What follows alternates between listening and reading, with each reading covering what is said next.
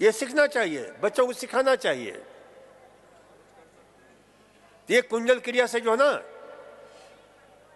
भूख बढ़ती है, जो भी अनडाइजेस्टेड पार्टिकल होता है वो सारा का सारा बाहर निकल जाता है, स्टमक हमारा बिल्कुल खाली हो जाता है। और इसके साथ साथ इसका रिफ्लेक्स एक्शन होता है, हमारे फेफड़े में जमा हुआ कफ जो निकल जाता है। अब देखो यहां पर प्रश्न ये है कि क्योंकि मैं डॉक्टरों से पूछता हूं वो जवाब नहीं दे पाते हैं कि पानी हम पीते हैं, पेट में पानी गया लेकिन कफ कैसे निकलता है? तो इसलिए निकलता है कि हमारा 10th क्रेनियल नर्व्स जो वेगस नर्व है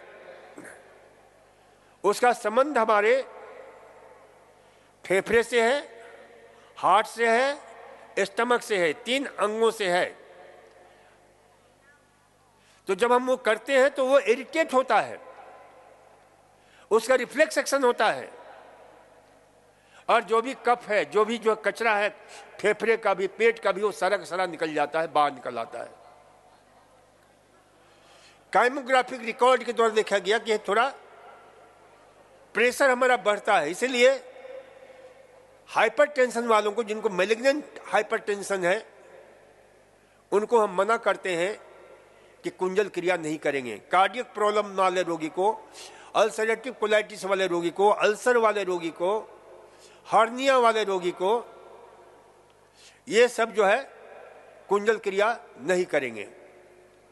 अन्यथा कुंजल क्रिया सभी कर सकते हैं, वैसे भी स्वस्थ व्यक्ति है, सप्ताह में 1 बार कर लिया करें, तो इससे आपको विशेष लाभ मिलता है।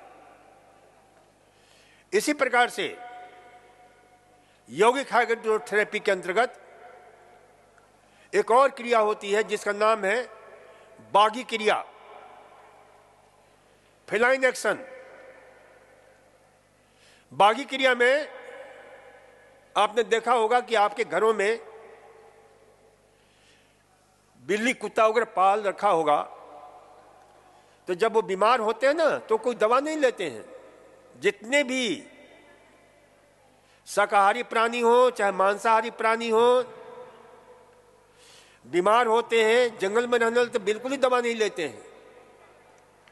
लेकिन जो आदमी के संपर्क में आ गए, जो जानवर, चाहे कुत्ता हो चाहे बिल्ली हो चाहे जो भी हो, उनकी दुर्दशा वैसी ही कर ली जैसे कि अपनी कर ली। उल्टा पुल्टा खाएगा, उन जानवरों को उल्टा पुल्टा खिलाता है, सब बीमार डालता है। अपने लिए हॉस्पिटल बनाए, उनके लिए भी हॉस्पिटल बना लिया, उनके लिए भी इंजेक्शन। लेकिन जंगल का कोई भी जानवर किसी हॉस्पिटल में नहीं जाता है और हमेशा स्वस्थ रहता है। कौन वहां ऑपरेशन करता है? कौन उनको जो है दवा देता है? कौन उनका जो है इंजेक्शन लगाता है? और बड़े स्वस्थ होते हैं। देखिए कभी डिस्कवरी चैनल हो, कभी नेशनल ज्योग्राफिक हो, कैसे छलांग लगाते हैं, कैसे दौड़ते हैं, कैसे भागते हैं। वो ऊर्जा, वो शक्ति कहां से आती है? Natural, return to nature, back to nature. तो इसलिए इसे ध्यान रखो कि बागी क्रिया, तो हमने कहा कि जितने भी मांसाहारी जीव हैं उनको देख करके हमारे उन महान मनुष्यों ने बागी क्रिया का आविष्कार किया, feline action, that is called feline action. तो बागी क्रिया में क्या करते हैं? इसी प्रकार से खाना खाने के 3 घंटे के बाद यह प्रयोग किया जाता है। और कुंजल क्रिया कब किया जाता है? सुबह खाली पेट, सूर्योदय के पूर्व, और खाना खाने के बाद। क्योंकि ये जानवर क्या करते हैं? बाघ है, शेर है, कुत्ता है, बिल्ली है, ये मांसाहारी जितने भी जीव हैं, जहां उनकी तबीयत खराब होती है क्या करते हैं? घास चबा लेते हैं, उल्टी कर देते हैं। कभी देखा है आप लोगों ने? घास चबा कर उल्टी कर लेते हैं और स्वस्थ हो जाते हैं। वो खाने पर खाना नहीं खाते चले जाते हैं। आदमी की क्या फितरत है, भूख नहीं लगी फिर भी खाए चले जा रहा है। शरीर अंदर से कह रहा कि मत दो, मन कहता कि कोई भरोसा नहीं, मिलेगा कि नहीं मिलेगा, खा लो। तो ये खाना खाने के 3 घंटे के बाद में बागी क्रिया किया जाता है। इसमें भी वही तरीका अपनाया जाता है, कागासन में बैठ करके।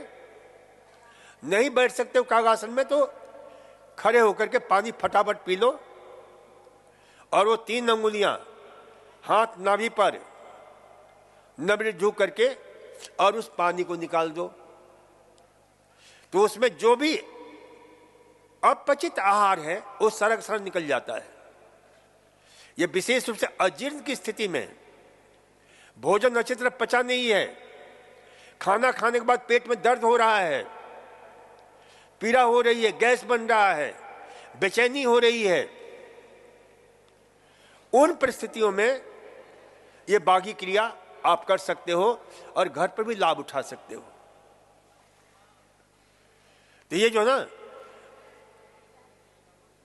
फेलाइन एक्शन, बागी क्रिया, ये यौगिक हाइड्रोथेरेपी,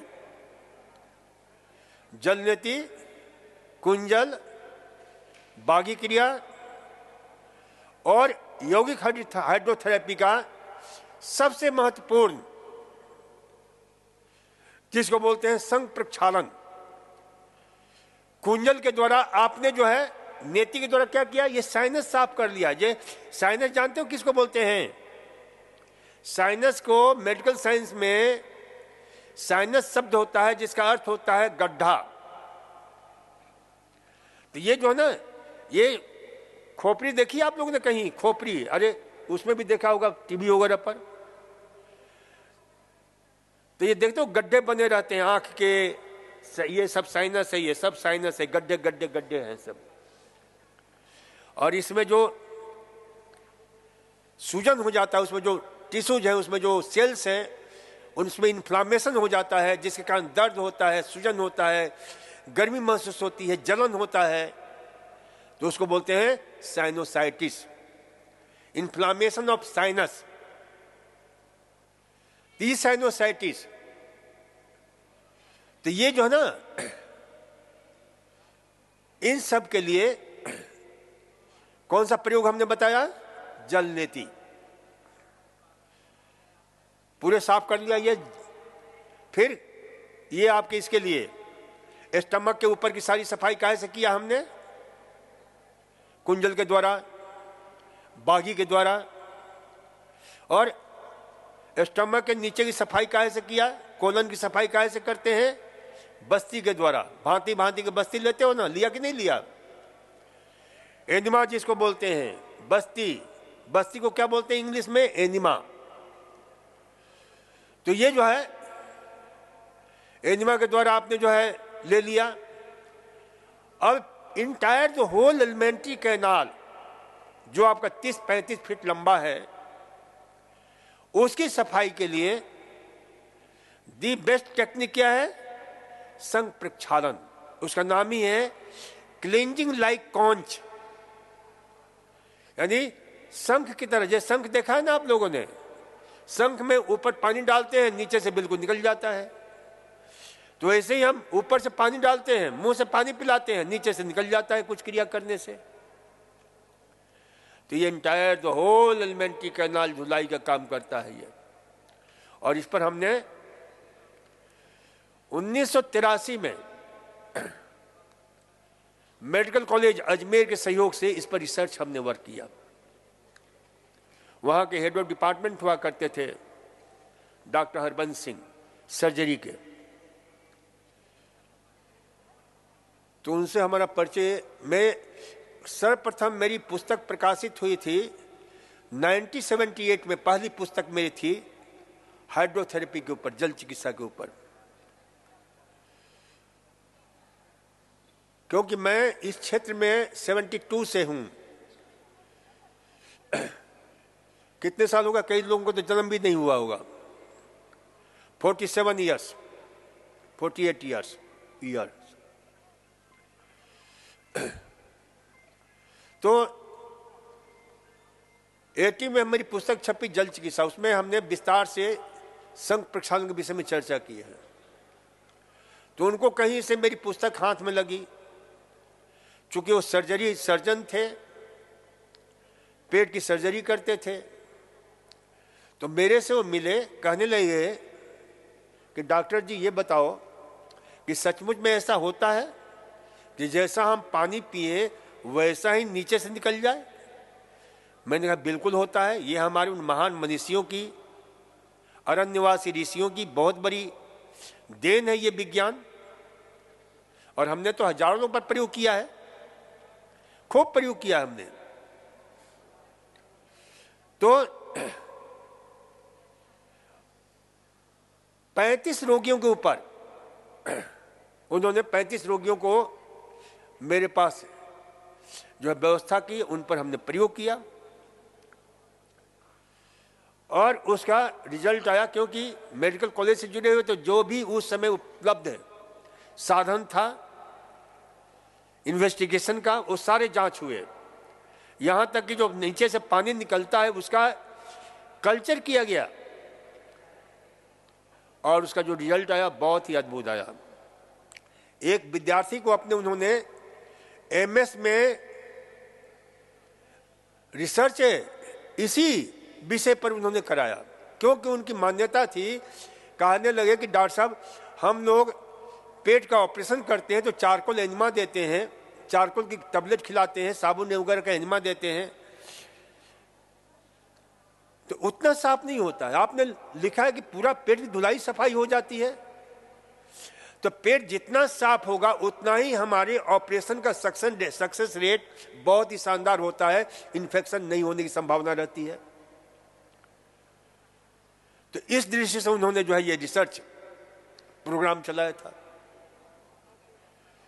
तो ये जो है हमने उसका जो कल्चर कराया उसमें किसी पर, यानी हमारा पेट कितना स्टरलाइज हो जाता है, सारे रोगाणु कीटाणु से मुक्त हो गया था। और ब्लड केमिस्ट्री के ऊपर इतना हम पिलाते हैं, बिल्कुल कहीं कोई अंतर नहीं। और भी उसके जो रिपोर्ट आए, तो ये संघ प्रक्षालन बहुत ही एक अद्वितीय प्रयोग है, हमारे उन महान मनीषियों की एक बहुत बड़ी देन है, बहुत बड़ी उपलब्धि है। और इस प्रयोग में क्या है, पहले करीब 6 आसन करने होते हैं, 2 गिलास पानी पीना होता है। पानी भी सर्वप्रथम हम लोग, हमारे जो गुरु थे उनसे हमने सीखा, नमक पानी से कराते थे। फिर हमने कहा कि नमक पानी पीने से शरीर में वाटर रिटेंशन हो जाता है, सूजन आती है। फिर हमने उसमें जो है चेंज किया, उसमें नींबू से हम जो है क्योंकि नींबू पानी शायद हम देते थे पेट की सफाई वगैरह के लिए, सुबह सुबह रोगी को पिलाते ही हैं, तो हमने नींबू का प्रयोग किया। फिर हमने देखा कि नींबू कभी कभी किसी समय उपलब्ध नहीं होता है, फिर उसमें और हमने चेंज किया, आंवले का प्रयोग किया हमने, सूखे आंवले का, क्योंकि सूखा आंवला हमेशा मिल जाता है। तो सूखे आंवले को रात्रि को भिगो करके और फिर उसे मसल करके छान करके उसका जो है पानी प्रयोग करते हैं। उसमें नमक थोड़ा सा कम डालते हैं, नमक की मात्रा कम करते जाते हैं, तो उसे पेट की पूरी धुलाई सफाई हो जाती है। तो ये हमने उसमें जो है, और ये सभी के लिए उपयोगी होता है, ब्लड प्रेशर वाले रोगी भी कर सकते हैं, सिर्फ आंवले का, नींबू का वाला जो है नमक नहीं दे करके, और जो सामान्य लोग हैं उसमें थोड़ा सा नमक मिला देते हैं। और फिर उसके बाद जो है ना, क्योंकि ये योग का महती प्रयोग है, बहुत महान प्रयोग है, प्रार्थना करते हैं कि हे प्रभु, भगवान स्वरूप, भगवान के अवतार पतंजलि ऋषि से, योग के प्रवर्तक, योग विज्ञान के प्रवर्तक पतंजलि ऋषि से प्रार्थना करते कि हे प्रभु, मेरे अंदर इतनी शक्ति और सामर्थ्य दो कि इस प्रयोग को पूरी सफलता के साथ संपन्न कर सकूं। ओम आनंदम, ओम आरोग्यम, पूरे, क्योंकि ये एक बहुत महान प्रयोग है। और फिर इसमें जो लोग यहां पर थोड़ा सा उपवास वगैरह करके करते हैं तो बहुत जल्दी हो जाता है। करने के पहले भी तैयारी करनी होती है। जिस दिन करना है उसके एक दिन पहले आपको जो है ना, दोपहर में अपना खाना खा लो, जितना खाते हो उतना खा लो। शाम के भोजन में पहले हमारे सेंटर में, वहां पर जहां मैं था जयपुर में, तो वहां पर शाम को ब्रेड और दूध दे लेते थे। हमने कहा कि ब्रेड और दूध, फिर हमने चेंज किया उसको। हमने उसमें जोर दिया कि शीघ्र पचने वाला आहार, दुनिया के कुछ ऐसे आहार हैं जो जल्दी से पच जाते हैं। उसमें पहला नंबर है संतरा, जिसका डाइजेशन पीरियड 1.5 आवर्स है। ये BMJ, ब्रिटिश मेडिकल जर्नल पर आधारित उन लोगों ने प्रयोग किया है, उस आधार पर मैं बता रहा हूं। पपीता है, पपीते का जो है डाइजेशन पीरियड भी 1.5 घंटा है। तो हमने पपीता और सूप, जो जल्दी से पेट की सफाई करने में सहायता करे, तो उस रात शाम के भोजन में पपीता और सूप देते हैं। और सुबह फिर ये प्रयोग शुरू होता है। 2 गिलास वो पानी तैयार किया हुआ पीते हैं और फिर आसन करते हैं, तारासन करते हैं, ऊर्ध्वहस्त तानासन करते हैं, तारासन करते हैं, कटी चक्रासन करते हैं, आपके त्रियक आसन करते हैं, उदरकर्षासन करते हैं, सर्पासन करते हैं, त्रियक सर्पासन करते हैं। तो ये 6 प्रयोग करने के बाद फिर 2 गिलास पानी पीते हैं और ये क्रम चलता रहता है। जब पहला थोड़ी सी भी हाजत हो, एक बार शुरू हो जाता है तो बिल्कुल शुरू हो जाता है, तो तुरंत जो है जाना चाहिए। फिर पानी पीते हैं, फिर शुरू करते हैं और ये तब तक चलता रहता है जब तक जैसा पानी पिया है वैसा न निकल जाए। तो पहले ठोस मल निकलता है पेट में से, फिर मल मिश्रित जल निकलता है, फिर उसके बाद पीला पानी निकलता है, फिर ट्रांसपेरेंट पानी, जैसा पानी पिया है वैसा निकलता है। तो समझ लेना चाहिए कि इसे प्रक्रिया की पूर्णाहुति हो गई। फिर उसके बाद कुंजल क्रिया कर लेना चाहिए ताकि जो भी नमक का पानी है, जो भी है, वो सारा निकल जाए। जल नेति क्रिया कर लेनी चाहिए और आधे 1 घंटे रिलैक्सेशन का प्रयोग करना चाहिए। शवासन का प्रयोग करो, रिलैक्स हो लो। और फिर उसके बाद में 65 ग्राम दाल, 65 ग्राम चावल, इनकी जो है अच्छी तरह से खिचड़ी बना करके बढ़िया, और 40 से 50 ग्राम घी डाल करके और इसे खाया जाता है। उस दिन ध्यान रखना चाहिए 2-3 बातों का विशेष रूप से। प्यास लगती है तो गुनगुना पानी पीना चाहिए। शाम का इलाज बंद रहता है। खाने में जो है शाम को हल्का भोजन, खिचड़ी या रोटी ले सकते हैं, फल ले सकते हैं। तो ये संग प्रसारण का प्रयोग, entire the whole alimentary canal धोने का प्रयोग, ये हमने बताया। तो इस प्रकार से जो है यौगिक हाइड्रोथेरेपी आपका जो है, यानी यौगिक जल चिकित्सा। तो यौगिक जल चिकित्सा कुछ ऐसे प्रयोग हैं जो बड़े अद्भुत हैं, अद्वितीय हैं, और ये बहुत ही अत्यंत प्रभावशाली हैं। और इसके सीख लिया एक बार तो घर पर आसानी से कर सकते हैं। हमने प्रयोग किया ऐसे लोगों के ऊपर। मेरे को एक हमेशा याद रहता कि एक बार मैं कहीं चला गया था, एक बच्ची लाई गई जिसको बरसों से सुबह सुबह उठते उसको पेट दर्द होता था, और उसको हमने जो है कुंडल क्रिया कराया। और मैंने कहा कि ये करते रहना, 11 से लेकर 21 दिन लगातार करना। ये कर सकते हैं 11 से 21 दिन लगातार। संग प्रक्षालन हमेशा नहीं करना चाहिए,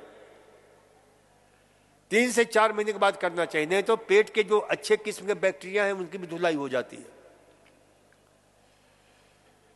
जो फ्रेंड बैक्टीरिया हैं, जो फील गुड बैक्टीरिया हैं, तो गट्स माइक्रोबायोम डाइवर्सिटी की दृष्टि से तो इसको ध्यान रखना चाहिए।